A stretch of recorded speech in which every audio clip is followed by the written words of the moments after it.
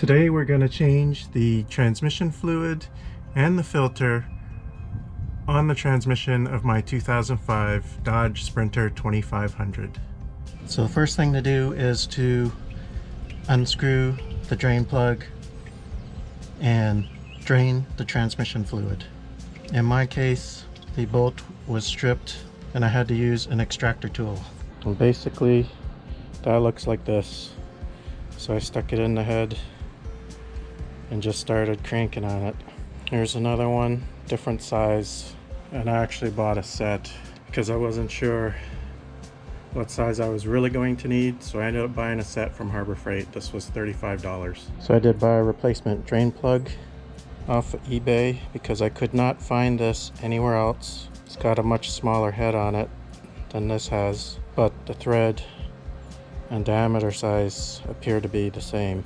Alright, so now I have the pan off and I am going to want to do this. There is a rumble strip noise fix that I had seen online. Apparently Doktor A had been the one that identified this, and I'm going to try to make that fix. From what I understand, what you're supposed to do is, hopefully you can see this, but you remove this plate here and there's like 8 screws you have to remove. They're T20s, and apparently what you need to do is you drill a 1.4 millimeter hole halfway between these 2 screws in this plate, and that will take care of your rumble strip noise, supposedly. Thing is, apparently there are some springs in here, so as you're taking this off, you got to be really careful because you don't want to lose those springs. I don't know if the springs will actually stay in there if I don't touch them. And apparently don't mess with this because that'll really mess things up if you damage it.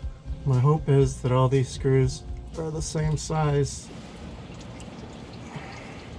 Alright, so I've got this out and I took a little punch and I put a little divot there to start my drill, where I'm going to drill.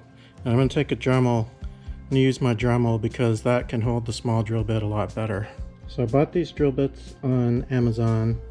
Like I said, 1.4 millimeter or 0.055 inches diameter.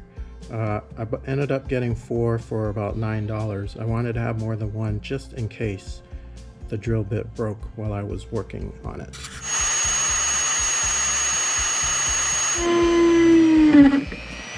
Alright, so we've drilled a tiny hole. I don't know if you can see through there. Alright, so I have cleaned this off with brake pad cleaner, or brake parts cleaner I should say, and basically I did that because I wanted to get the metal shavings off of here from the drilling.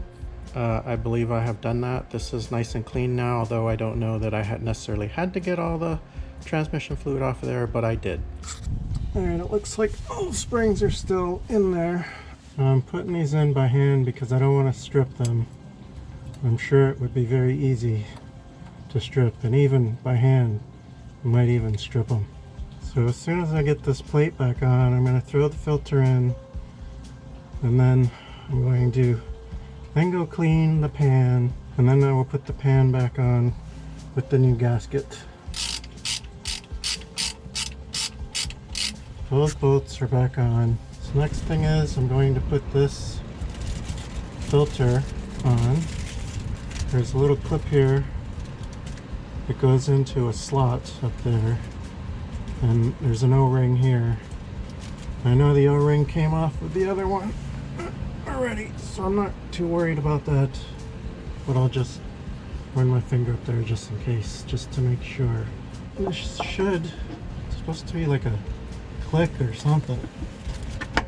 There you go. And that basically says, hey, I'm in there. So now we got the filter in. Filter in, now we gotta go clean the pan. Hopefully you can see that. Hopefully my arm wasn't in the way. But So now we got the filter in, we gotta go clean the pan and get the new gasket on. One thing I will do is, I think I'm gonna just on the rag here along the surface, just to try and give it a clean surface to mate, for the new gasketed pan to mate to.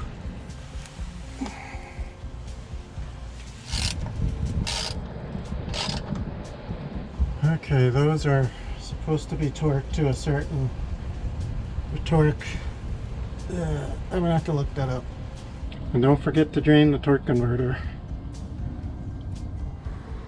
And here I am adding Shell ATF 134. So I'm obviously back in the van driving. It's a little dark. I spend most of the day, as you know, changing my transmission fluid. Had an issue getting the plug off because of previous people changing the transmission fluid. So I had to use an extractor thingy. Worked out really well, actually. It grabbed in the rounded, in the rounded hole, and it just grabbed it like nobody's business. So worked really well. So that's what I'm going to do next time. I'm not going to waste my time trying to use vice grips trying to grab it. That just didn't work. But the transmission fluid and the filter have been changed. I have also gone ahead and done the rumble strip fix, as you saw, which was basically drilling a hole in that metal plate on the transmission thing. I don't know what that transmission thing's called. But anyways, as you saw, I drilled a little hole in that plate using a 1.4 millimeter drill bit, and used a Dremel because the bit was so small. A lot of people that I have seen do this particular fix, they used their drill and they used a little wire that they wrapped around the drill, and that helped for the drill to grab this small tiny drill. But if you have a Dremel, that works great. You just put it in with one of the smaller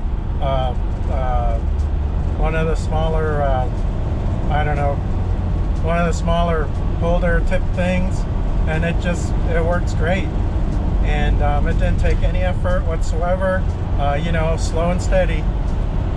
But I'm just amazed that that tiny little drilled hole in that plate got rid of the rumble strip noise. I just can't believe it. Apparently that was something that Doktor A discovered, or I don't know if discovered's the right word, but he's the guy that found the fix and let everybody know about it.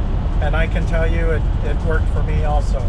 So, and now you've seen how I did it. I'm not saying I did it the right way, but it seems to have worked. So I hope you liked that video. It was a learning experience for me. So thanks for watching. Hope you liked this video. Hopefully this video helped you. Hope you will subscribe to my channel to see more videos like this, as well as my videos on my adventures and travels on the road.